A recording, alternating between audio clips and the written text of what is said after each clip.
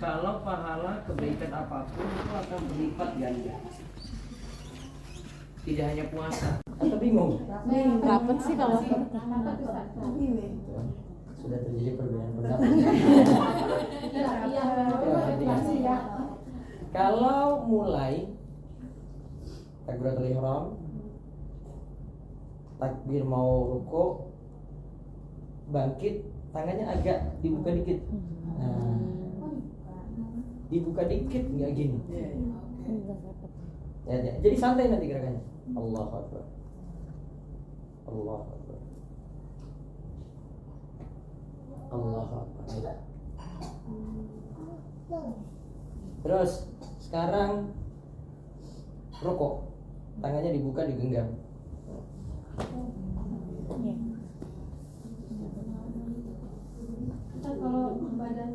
Kalau sampai kesininya belum rata, saya mampunya aja ya. Ada faktor kan ada tubuh. yang badannya nggak proporsional. Iya, ada faktor tubuh berarti ya. Iya. Sekarang saat ini rapat berarti bisa genggam, rapat bisa genggam. Sekarang perhatikan saya turun sujud ya, sujudnya lihat ini. Sujud saya tangan rapat, hadap ke kiblat. Saya taruh saya sana, saya bisa hadap sini ya.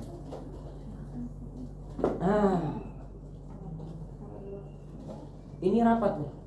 Kalau saya biasanya lutut duluan.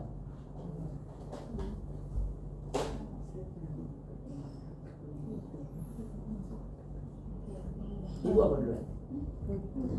ini saya tangan dulu. Tangannya. Tangan dulu. Ya, nggak apa-apa. Biar Kalau saya lutut duluan. Oh iya.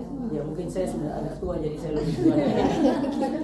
Jadi kalau lutut duluan. Saya lutut duluan bangun nanti tangan. Kenapa lutut duluan? Lutut duluan itu lebih mapan ya.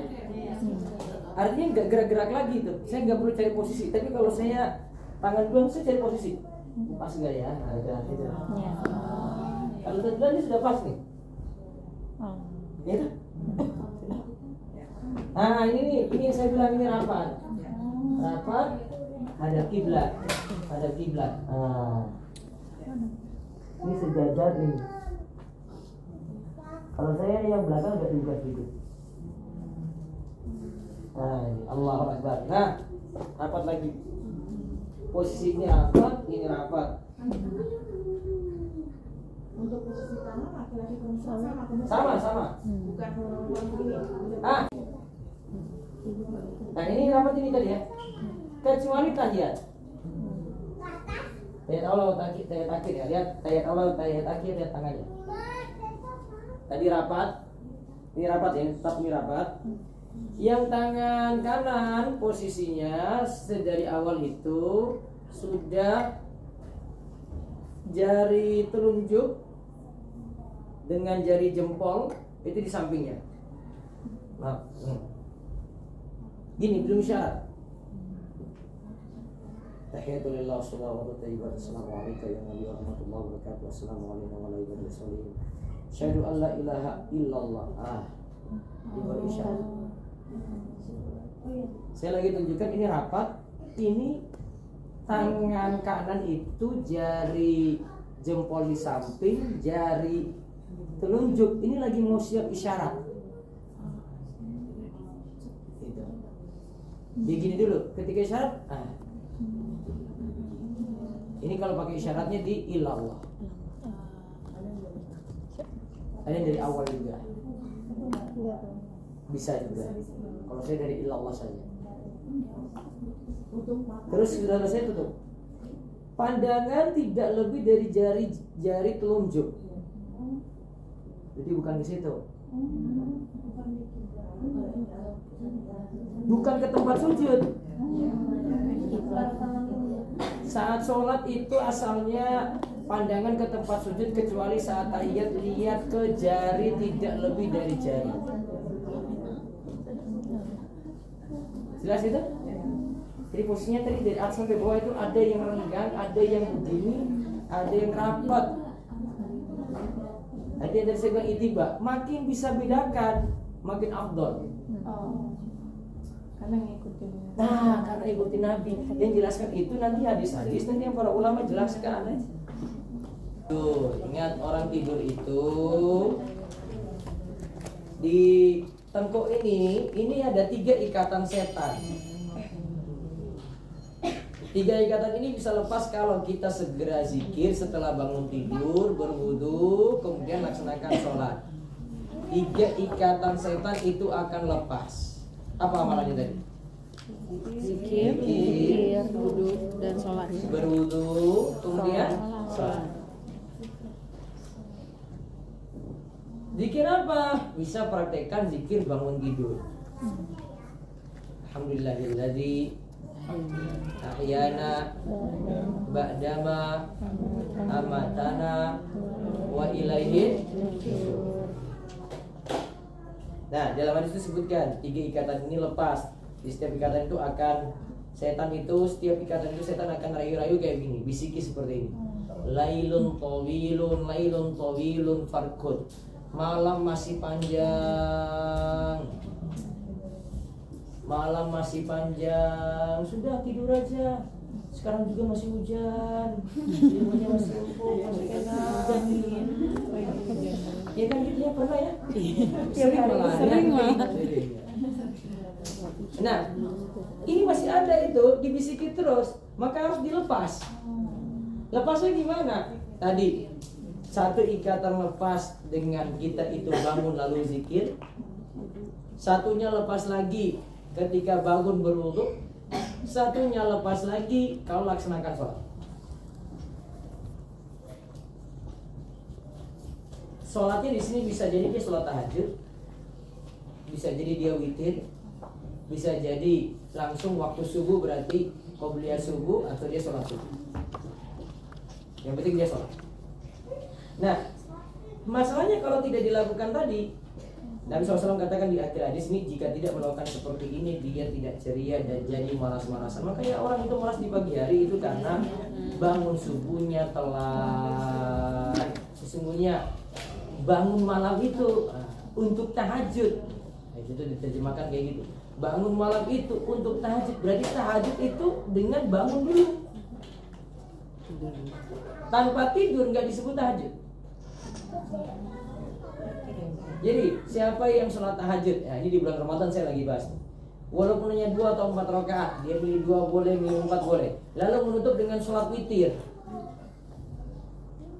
Kalau belum sholat witir, ketika sholat taraweh, jika sudah menutup witir pada sholat taraweh, maka tidak perlu mengulangi witir lagi. Nanti gini, kita misalnya ikut sholat berjamaah, witirnya 8. Maaf, witir 8. Tarawih 8, witirnya 3. Sudah berapa? 11. Nah, dia sudah tutup witir ya. Malam pingin bangun lagi tahajud. Tadi kalau sudah ditutup witir bisa diulangi 2 kali. Witir tetap pakai yang pertama, malamnya cukup tahajud saja 2, tambah lagi 2, tambah lagi 2, tambah lagi 2. Sampai berapa? Seterusnya. Sampai berapa? Sebanyak-banyak. Tidak dibatasi di bulan rakaat. Karena dalam hadis sebut la witroni fi lailatin. Tidak boleh ada 2 witir dalam satu malam.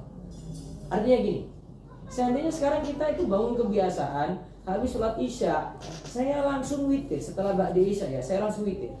Teman saya sempat sebut itu ya. Saya langsung witir. Maka ini bukan berarti kita nggak boleh tahajud lagi.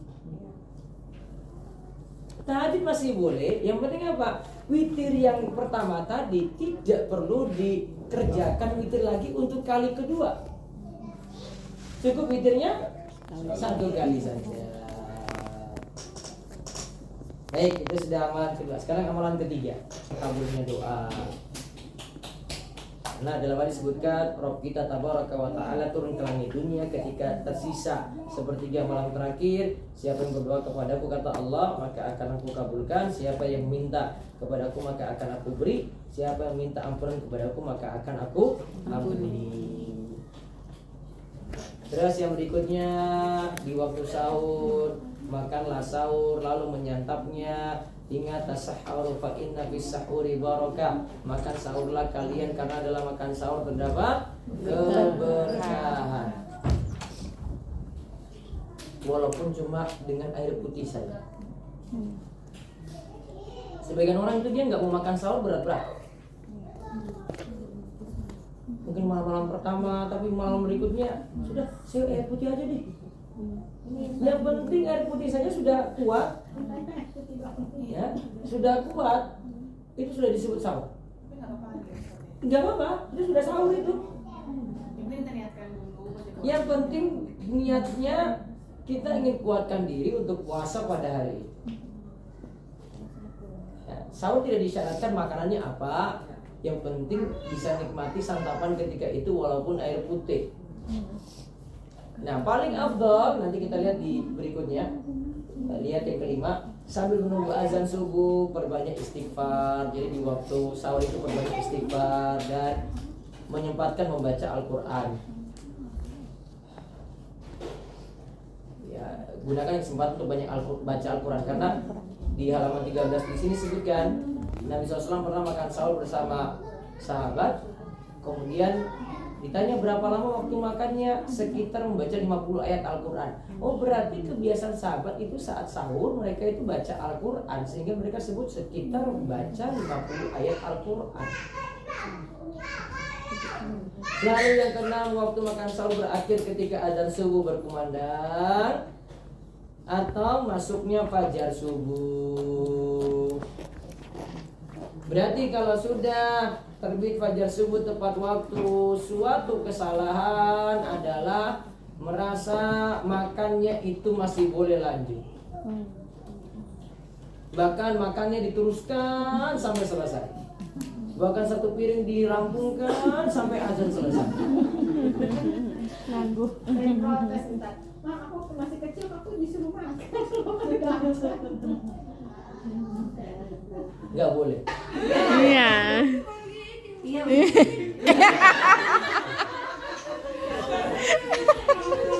Lucu banget sih.